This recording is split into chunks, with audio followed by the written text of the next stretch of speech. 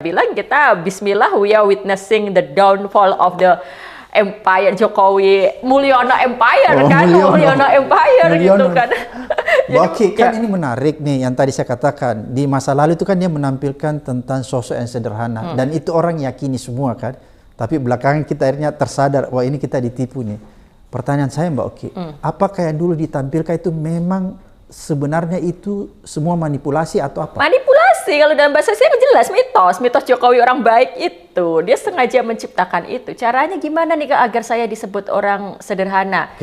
Pakai baju putih gitu kan. Ya udah, pakai sepatu yang dibilang murah. Terbang dari Jakarta ke Solo naik pesawat ekonomi. Di foto. Nah, yang menyebarkan ini kan media, buzzer. Jadi mitos, narasi, manipulasi itu hanya bisa bekerja kalau memang ada media, ada buzzer, ada saluran-saluran yang mendukung itu, gitu loh. Dan itu betul-betul yang menopang kekuasaan Jokowi selama ini. Sekarang nggak ada lagi, gitu. Jadi kalau pertanyaannya apakah dulu beneran Pak Jokowi sederhana? Ya enggak lah. Mitos ya? Itu kan jadi foto saja yang ditunjukkan. Dan sekarang gini, Bang Abraham, kalau saya seorang presiden atau orang yang punya kepentingan politik, it's not big deal buat saya untuk naik ekonomi. Justru saya akan sering-sering naik ekonomi.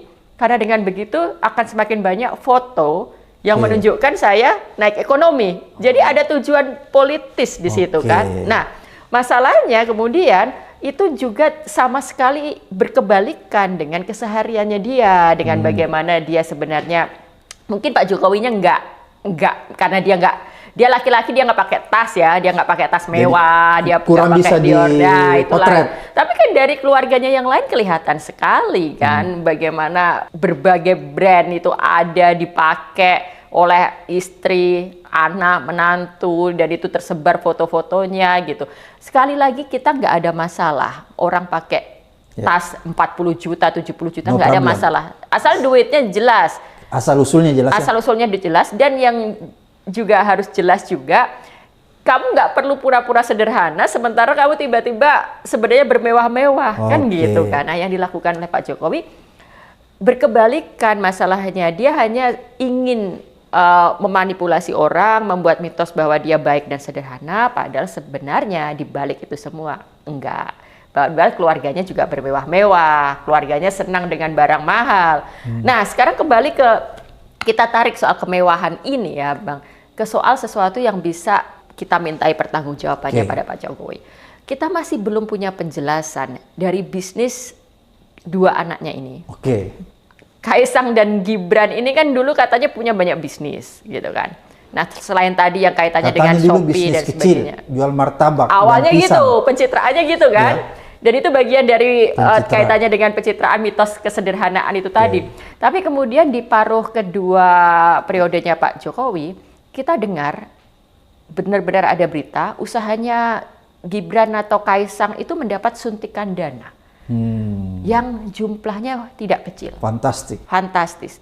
Sampai sekarang itu nggak ada penjelasan. Lalu kemudian sekarang usaha-usaha itu udah bangkrut semua. Nggak ada yang bertahan ya? Nggak ada yang bertahan. Nah, uang sebesar itu disuntikkan ke sebuah UMKM, itu kan UMKM. Lalu kemudian nggak ada pertanggungjawaban, nggak ada kejelasan bisnisnya, nggak ada kabar yang bisa menjelaskan, itu bisnisnya gimana sekarang, uangnya kemana. Itu kan aneh. Sesuatu yang nggak bisa kita biarkan. Dalam posisi keluarga seorang presiden, nggak ada yang personal kan. Itu semua urusan publik.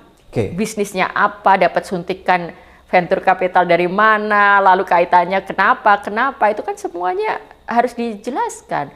Termasuk kenapa Shopee gitu kan, sebuah marketplace yang ternyata minjemin pesawat ini, misalnya ini benar karena berdasarkan penyelidikan netizen sudah jelas itu ke situ, medsos gitu kan. Itu kenapa dia bukanya di Solo. Kenapa dia, jadi kemarin ternyata saya sangat ingat setahun lalu Gibran itu punya misi wali kota Solo itu membawa misi kebudayaan ke Paris. Ternyata sekarang terbongkar yang membiayai pun Shopee, gitu loh. Nah, ini kan sesuatu yang harus dijelaskan ke publik. Dia nggak bisa pura-pura ini lepas begitu saja, gitu. Jadi ini harus dijelaskan soal aliran dana dalam bentuk apapun, dalam bungkus apapun kepada keluarga Pak Jokowi itu harus dijelaskan. Belum lagi yang di Medan. Yang di Medan dan istrinya itu kan disebut punya tambang juga di nikel. Itu harus dijelaskan. Kalau memang dia bilang nggak punya atau bisa dibuktikan bahwa itu salah, kan buktikan aja. Tapi ternyata nggak kan sekarang. Berita itu sengaja untuk ya sudah nanti akan menguap sendiri gitu kan.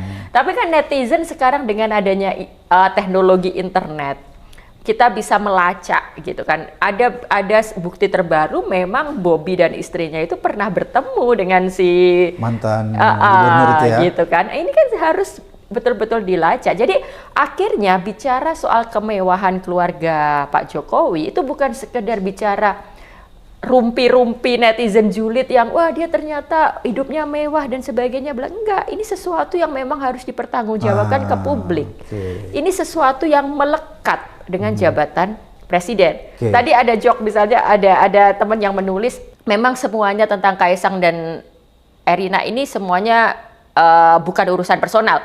Kecuali kalau dia soal deodorannya merek apa, itu urusan personal. Nah, saya bilang, loh, bahkan deodorannya itu merek apapun, kalau ternyata belinya dari duit negara atau dari gratifikasi, itu tetap bukan urusan personal.